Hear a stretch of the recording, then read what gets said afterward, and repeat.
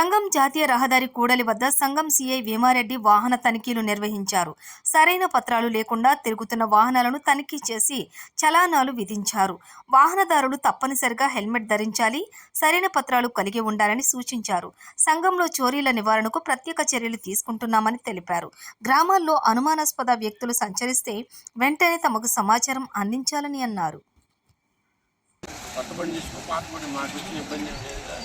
బండి దొరాలంటే ఏం చేయాలి?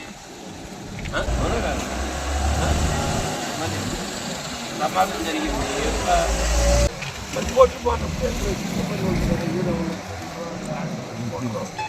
ఎంత 1,00,000 చిల్లర కదా.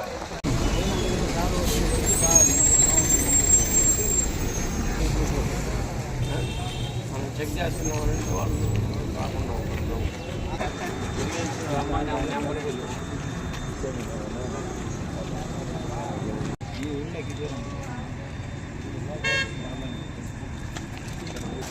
ఆపే దగ్గరికి వచ్చి చేతికి చేసుకోవాలి.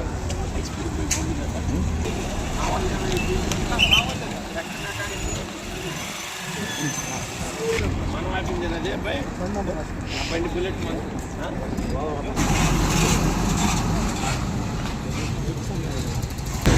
అందరికీ నమస్కారం. ప్రతిరోజు సాయంత్రం 5 గంటల నుంచి రాత్రి 7 గంటల వరకు ఈ సంగం జంక్షన్లో వెహికల్ చెకింగ్ చేయడం జరుగుతుంది.